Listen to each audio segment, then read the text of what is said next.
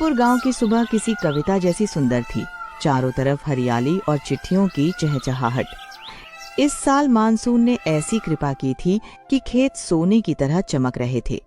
माधव अपनी धोती कसे पसीने से लथपथ होकर खेत की मेड़ पर खड़ा था। वाह रे मेरे मालिक, ऐसी फसल तो पिछले 10 सालों में नहीं देखी।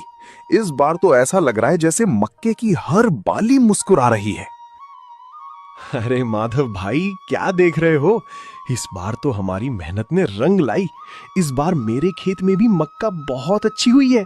मेरी बेटी चंपा की शादी के लिए मैंने जो सपने देखे थे, अब लगता है वो पूरे होंगे। बिल्कुल सोहन भाई, इस बार शहर की मंडी में अनाज के अच्छे दाम मिलेंगे। बस कटाई शुरू हो जाए तो सबसे पहले लाला धनीराम का वो पुराना कर्ज उतारूंगा जो मेरे पिताजी के समय से चला आ रहा है। सुकून की नींद सोना चाहता हूं भाई। सही कहा। लाला की नजर गिद्ध जैसी है। जब तक कर्ज है तब तक गर्दन उसकी मुट्ठी में है। शाम को माधव घर लौटा। गौरी ने मिट्टी के चूल्हे पर ताजी रोटियां बनाई थीं। घर में गरीबी तो थी, पर संतुष्टि का माहौल था। सुना है कल से गांव में फसल की कटाई का उत्सव शुरू हो रहा है। मैंने मंदिर में मन्नत मांगी है कि इस बार सब कुशल मंगल रहे। गौरी, इस बार फसल बेचकर मैं तुम्हारे लिए वो चांदी की पायल जरूर लाऊंगा जो तुम पिछले साल मेले में देख रही थी। और हाँ, घर की छत की खपरेल भी बदलवानी है। पायल की छोड़िए, बस कर्ज उतर जाए और हमारे पास 2 वक्त की रोटी का इंतजाम रहे, वही मेरे लिए गहना है। मेहनत का फल मीठा होता है, ऊपर वाला देख रहा है। रात के तीसरे पहर अचानक हवाओं का रुख बदल गया। जो हवा ठंडी और सुखद थी, वह अब साय साय की डरावनी आवाजें करने लगी। काले बादलों ने चांद को निगल लिया। गौरी, देखो ये बादल कैसे गरज रहे हैं। मौसम को क्या हो गया? ऐसा लग रहा है जैसे आसमान फट पड़ेगा। हे भगवान, ये बिन मौसम बरसात कैसी? फसल अभी खेत में ही पड़ी है, कटी भी नहीं। देखते ही देखते मूसलाधार बारिश शुरू हो गई। उधर माधव मूसलाधार बारिश को देख घुटनों के बल बैठकर रोने लगा। नहीं, ये तूने क्या किया मालिक? कुछ दिन और रुक जाता, बस कुछ दिन। मेरी साल भर की मेहनत, मेरे सपने सब बह रहे हैं। हे भगवान, ये अन्याय है। 2 दिन बाद जब सूरज निकला तो उसने सोनपुर की मुस्कुराहट नहीं बल्कि उसकी लाश देखी। खेत जलमग्न थे, अनाज की बालियां कीचड़ में सनी हुई थीं। सोहन अपने खेत के किनारे सर पकड़ कर बैठा था। सब खत्म हो गया माधव। चंपा की शादी, मेरा घर, सब इस पानी में बह गया। अब हम क्या खाएंगे? भगवान ने दिया था, भगवान ने ले लिया। पर अब लाला धनीराम हमें चैन से जीने नहीं देगा। वो तो इस तबाही में भी अपना मुनाफा ढूंढेगा। जहां पूरा गांव अपनी बर्बादी पर आंसू बहा रहा था, वहीं गांव के ऊंचे मकानों में बैठा लाल धनीराम अपने नौकर मुनीम के साथ बैठा था। इसे कहते हैं ऊपर वाले की मेहरबानी। बारिश ने किसानों की कमर तोड़ दी है और अब ये सब गिड़गिड़ाते हुए मेरे पास आएंगे। अब वक्त है इनके खेतों पर अपना झंडा गाड़ने का। लेकिन मालिक, माधव तो बहुत मेहनती है। उसने कहा था कि वो इस बार पाई पाई चुका देगा। उसकी फसल तो पूरी मिट्टी में मिल गई, बेचारा बर्बाद हो गया। वही तो मजा है मुनीम। बर्बाद आदमी ही तो अपनी जमीन सस्ते में लिखता है। माधव के पुरखों की वो 5 बीघे जमीन बड़ी उपजाऊ है। आज शाम उसे बुलावा भेजो, कहना लाला ने हिसाब मांगा है। शाम ढले, माधव थके हुए कदमों से लाला की हवेली पहुंचा। उसके कपड़े मिट्टी से सने थे और आंखों में नींद नहीं बल्कि हताशा थी। राम राम लाला जी, आप तो जानते ही हैं कि गांव पर क्या बीती है। मेरी सारी फसल। अरे माधव, ये दुख किसी और को सुनाना। मुझे अपनी फसल से मतलब नहीं, मुझे अपने 10,000 रुपए और उसका ब्याज चाहिए। हिसाब कहता है कि आज पैसे वापस मिलने चाहिए थे। लाला जी, बस 2 महीने की मोहलत दे दीजिए। मैं मजदूरी करूंगा, शहर जाकर पत्थर ढूंढूंगा, पर आपका कर्ज चुका दूंगा। मजदूरी? तेरी मजदूरी से तो मेरा ब्याज भी नहीं निकलेगा। देख माधव, सीधा सा हिसाब है, या तो कल सुबह तक पैसे ला, या इस कागज पर अपने अंगूठे का निशान लगा दे और अपनी जमीन मेरे नाम कर दे, वरना गांव के बीचों बीच तुझे और तेरी पत्नी को नीलाम कर दूंगा और जबरन जमीन लिखा लूंगा। लाला जी, वो जमीन मेरी माँ जैसी है, ऐसा मत कीजिए। वक्त कल सुबह तक का है, चल जा अब। कल तक पैसे नहीं लौटाया तो मैं तुझे देखता हूं। अगली सुबह वही हुआ जिसका डर था। माधव पैसे नहीं जुटा पाया। सरपंच और गांव वालों के सामने लाला ने जबरन माधव की जमीन हड़प ली और उसे घर से निकाल दिया। गांव वालों ने हमदर्दी तो दिखाई, पर लाला के डर से किसी ने मदद नहीं की। अब हम कहाँ जाएंगे माधव? हमारा तो सब कुछ छिन गया। जंगल की ओर गौरी, यहाँ गांव में रहकर लाला की गुलामी करने से अच्छा है कि हम कुदरत की गोद में दम तोड़ दें। हिम्मत मत हार, जब तक हाथ पैर सलामत हैं, हम रास्ता ढूंढ लेंगे। माधव और गौरी घने जंगल के भीतर एक पुरानी झोपड़ी में रहने लगे। माधव दिन भर लकड़ियां काटता और उन्हें बेचकर 2 वक्त की रोटी का जुगाड़ करता। एक दोपहर जब सूरज आग उगल रहा था, माधव को जंगल के बीचों बीच एक विशाल बरगद के नीचे कोई गिरा हुआ दिखा। गौरी, देखो वहां कोई पड़ा है। वह एक बूढ़ा फकीर था। माधव ने उसे उठाया। खाना बेटा, बहुत जोर की भूख लगी है, कुछ खाने को दे दो, बहुत पुण्य मिलेगा। बाबा, घबराइए मत, आप सुरक्षित हैं। ये लीजिए, मेरे पास एक रोटी है, आप इसे खा लीजिए। माधव ने अपनी आखिरी रोटी उस फकीर को दे दी। फकीर ने खाना खाया। बेटा माधव, मैं तुम्हारी गरीबी और लाला के अत्याचार की कहानी जानता हूँ। जो अपनी भूख भूलकर दूसरों का पेट भरे, विधाता उसके लिए स्वर्ग के द्वार खोल देता है। बाबा, अब तो बस दुआ कीजिए कि हम ईमानदारी से जी सके। सुन, आज आधी रात को जब चांद बादलों के पीछे छुट जाए तो उत्तर दिशा में जाना। जहां 3 पुराने बरगद के पेड़ एक साथ मिलते हैं, वहां मायावी चोर बाजार लगता है। वो बाजार इंसानों का नहीं, रूहों और नेक दिल फरिश्तों का है। वहां से तुम अपनी तकदीर बदल सकते हो, लेकिन याद रखना, वहां जो भी देखोगे उसे राज रखना। अगर लालच किया तो सब राख हो जाएगा। आधी रात को माधव अकेले उस डरावने जंगल में उत्तर की ओर बढ़ा। सन्नाटा इतना था कि उसकी अपनी धड़कनें सुनाई दे रही थीं। जैसे ही वह 3 बरगद के पास पहुंचा, अचानक वहां बाजार दिखने लगा। भाई साहब, यहाँ गेहूं और चावल किस भाव मिलता है? थोड़ा हिसाब से ही बताना भाई, मैं बहुत गरीब आदमी हूँ। यहाँ दुनिया का हिसाब नहीं चलता भाई साहब, नेक दिल लोगों का चलता है। तुम्हारे लिए सब कुछ 2 रुपया किलो है। जितना उठा सकते हो ले जाओ, सारे का दाम 2 रुपए ही है। क्या भाई, मजाक कर रहे हो? 2 रुपए किलो अब अनाज कहाँ मिलता है? अगर आप सही बोल रहे हो तो मुझे 100 किलो अनाज दे दो। अरे नहीं भाई, मैं मजाक नहीं कर रहा। यहाँ सब कुछ सस्ता मिलता है, यही तो हमारे बाजार की खासियत है। ये लीजिए अपने 100 किलो अनाज।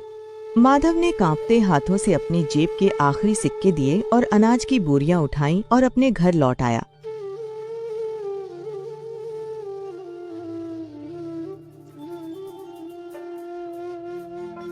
माधव, इतना बढ़िया अनाज और इतना सारा, क्या आपने चोरी की है?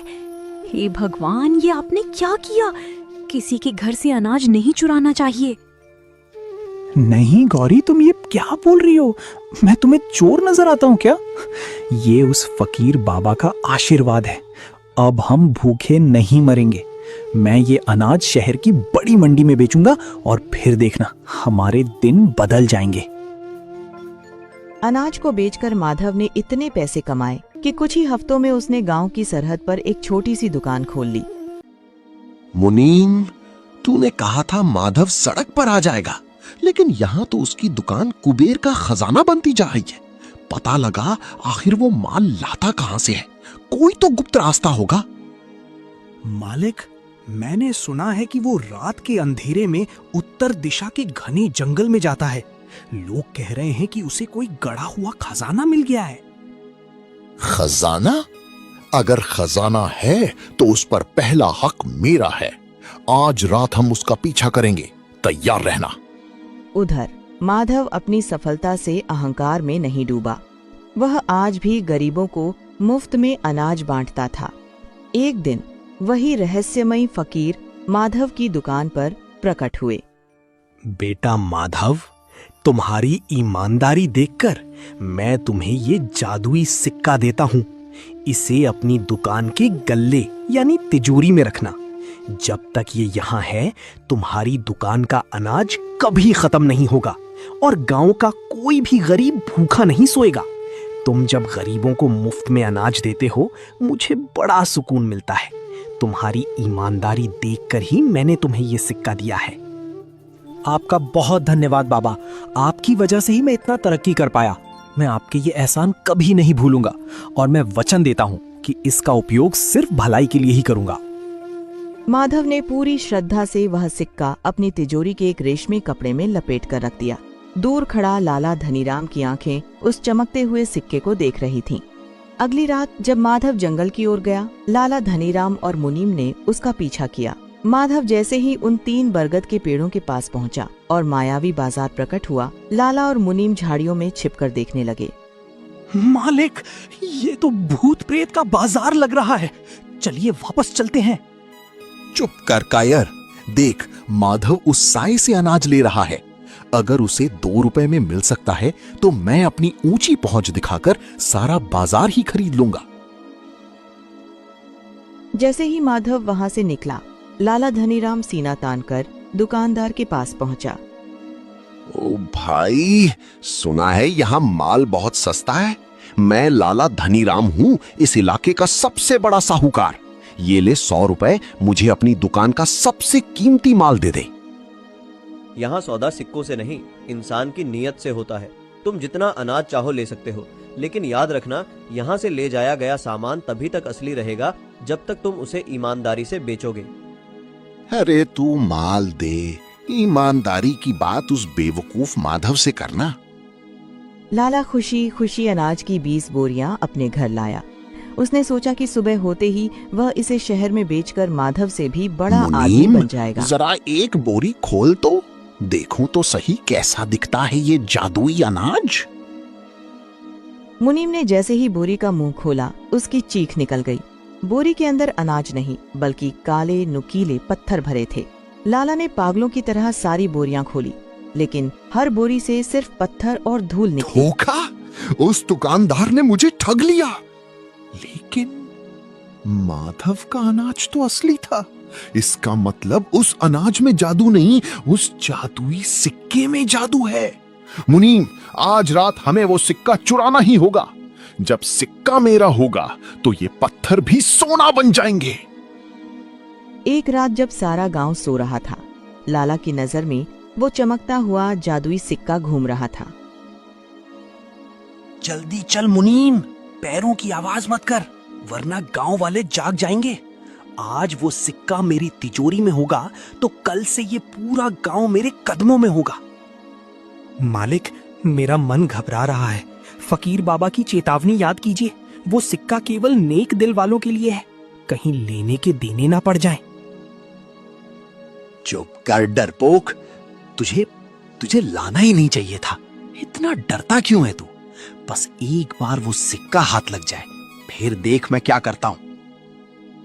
दोनों दबे पांव माधव की दुकान का ताला तोड़ और तिजोरी से वो कीमती सिक्का चुरा लिया। अगली सुबह जब माधव दुकान पहुंचा तो उसके पैरों तले जमीन खिसक गई। गल्ला खाली था और जादुई सिक्का गायब। सिक्के के जाते ही दुकान में रखा सारा अनाज पल भर में धूल बन गया था। नहीं, ये क्या हुआ?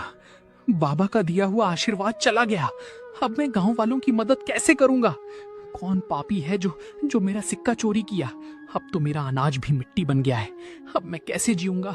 हे भगवान, ये क्या हो गया? मुझे लगता है ये सब जरूर उस लाला की चाल है। कल रात मैंने उसे दुकान के पास मंडराते देखा था। उधर लाला के घर पर मातम छाया था। लाला ने जैसे ही अपनी तिजोरी में वह सिक्का रखा, तिजोरी के अंदर रखा उसका अपना सारा पुराना धन, जेवर और जमीन के कागज राख में बदलने लगे। ये सब देख लाला की सांसें अटक गई। मुनीम, ये क्या हो रहा है? मेरे सीने में बहुत जोर की दर्द हो रही है। कुछ कर वरना मैं मर जाऊंगा। बचा मूछी। तभी वहां माधव गांव के सरपंच को लेकर आ जाता है। लाला को जमीन पर तड़पता देख सरपंच ने सब समझ लिया। लाला, तुमने माधव का आशीर्वाद चुराया, पर तुम भूल गए कि कुदरत का इंसाफ सबसे बड़ा होता है। तुमने दूसरों की रोटी छीनी, इसलिए आज तुम्हारा अपना धन भी राख हो गया और अब तुम भी नहीं बचोगे। माधव, मुझे माफ कर दो। मैंने बहुत से गांव वालों को लूटा है। अपनी ये सिक्के ले लो, मगर कुछ भी करके मेरी जान बचा लो माधव। मैं तुम्हारे सामने हाथ जोड़ता हूं। बहुत दर्द हो रहा है। लाला जी, वो सिक्का लालच की जगह नहीं, भलाई की जगह रहता है। उसे आपने जिस हाथों से उठाया था उसी हाथों से लौटा दो, वरना तुम्हारी जान चली जाएगी। ये लो माधव, और मेरी जान बचा लो, वरना मैं मर जाऊंगा। जैसे ही लाला ने सच्चे मन से अपनी गलती मानी और वो सिक्का लौटाया, खुद ब खुद धीरे धीरे लाला की तबीयत ठीक होने लगी। मगर वो अब समझ चुका था कि लालच करने और दूसरे का हक मारने वाला कोई इंसान कभी सुखी नहीं रहता।